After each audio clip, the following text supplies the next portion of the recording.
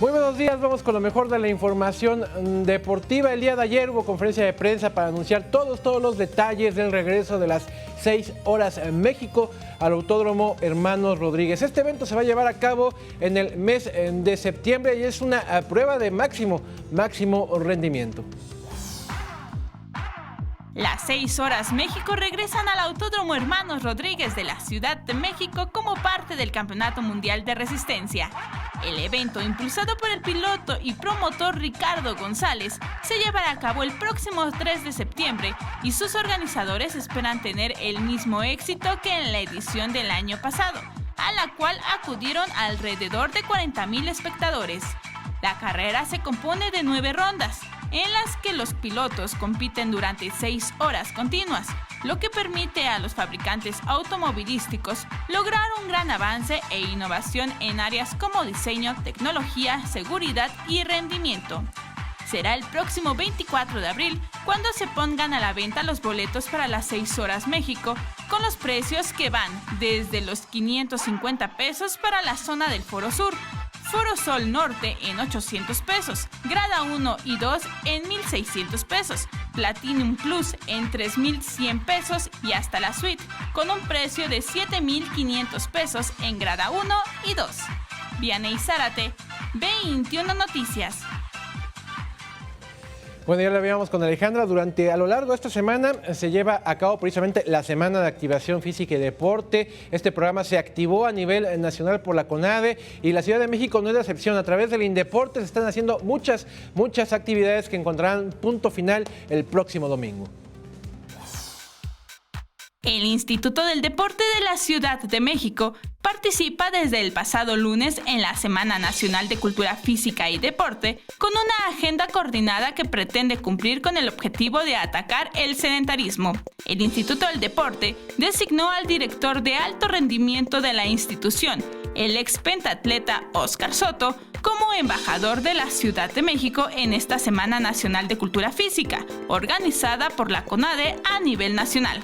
Como parte de este programa, el Instituto del Deporte creó la estrategia de actitud activa, en la cual todos los días a las 12 horas, los trabajadores de las dependencias realizan durante 20 minutos diversos tipos de deportes y juegos recreativos. Vianey Zárate, 21 Noticias. Hoy arranca en el Campo Marte el Global Champions Tour con los 50 mejores jinetes del mundo y también algunos de los mexicanos. Vamos a ver de quiénes se trata. Los mejores jinetes del mundo estarán en la Ciudad de México este fin de semana como parte del Global Champions Tour, pero ¿quiénes son ellos? En el certamen, a realizarse en el Campo Marte, estarán 50 de los mejores jinetes del mundo, 6 dentro del top 10 y 9 medallistas olímpicos.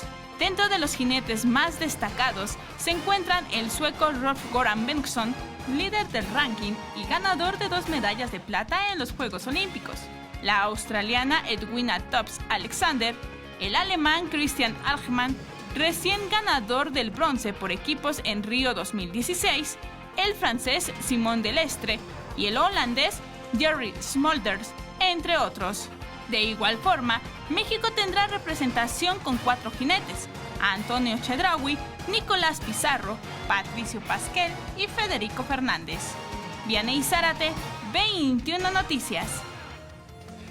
Se dio a conocer la playera que se va a utilizar en la carrera Cruz Azul, la carrera que premia a partir del segundo lugar. Aquí la estamos viendo precisamente, será la tercera carrera Cruz Azul y la playera esta que estamos viendo en pantalla se realizará el próximo mes de mayo, 7 de mayo, y pues ahí está, para los que son aficionados o no a la máquina, está esta carrera que se lleva a cabo alrededor precisamente de la casa de la máquina cementera, que no lo está pasando nada bien.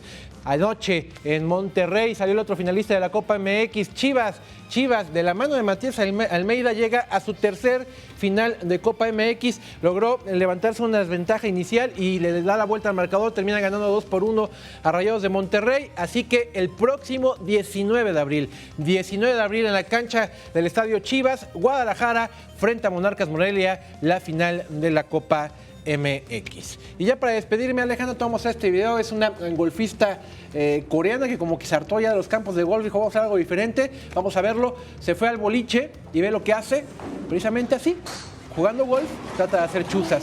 bien. Y lo hace muy bien. ¿Pero cómo lo logra con tan poco peso? ¿no? En 2 tiros es como logra tumbar todos los pinos.